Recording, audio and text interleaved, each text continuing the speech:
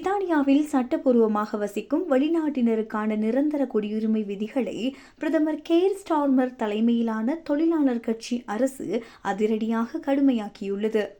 பிரித்தானியாவில் நிரந்தரமாக தங்குவது என்பது ஒரு உரிமை அல்ல, அது ஒரு கௌரவமான சலுகை.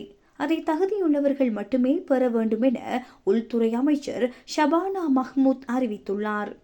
இந்த அறிவிப்பு பிரித்தானியாவில் வாழும் வெளிநாட்டினர் மத்தியிலும் மனித உரிமை அமைப்புகள் மத்தியிலும் பெரும் சலசலப்பை ஏற்படுத்தியுள்ளது.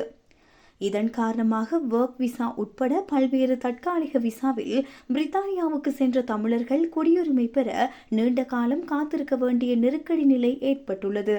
இலங்கை, இந்தியா உட்பட பல நாடுகளிலிருந்து ஒர்க் விசாவில் பெருமளவான தமிழர்கள் பிரித்தானியாவுக்கு சென்றுள்ளனர்.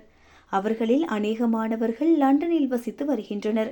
இதன் அடிப்படையில் பண வசதி படைத்தவர்கள் தப்பித்துக் கொள்வர். நடுத்தர வர்க்க தமிழர்களின் எதிர்காலத்தை கேள்விக்குறியாக்கியுள்ளது. பிரித்தானியாவில் இதுவரை சட்டப்பூர்வமாக வசிக்கும் ஒரு வெளிநாட்டவர் 5 ஆண்டுகள் அங்கு வசித்தாலே நிரந்தர குடியுரிமை கோர முடியும். ஆனால் நேற்று வெளியான புதிய அறிவிப்பின்படி இந்த விதி தலைகீழாக மாற்றப்பட்டுள்ளது. இனி நிரந்தர குடியுரிமை பெற குறைந்தது 10 ஆண்டுகள் காத்திருக்க வேண்டும். ஒருவேளை அந்த நபர் ஓராண்டுக்கும் மேலாக அரசின் சமூக நல உதவிகளை பெற்றிருந்தால் அவர் நிரந்தர குடியுரிமை பெற 20 ஆண்டுகள் வரை காத்திருக்க நேரிடும். ஐரோப்பாவிலேயே குடியுரிமை பெறுவதற்கு மிக நீண்ட காலம் எடுத்துக்கொள்ளும் நாடுகளில் ஒன்றாக பிரித்தானியா மாறவுள்ளது.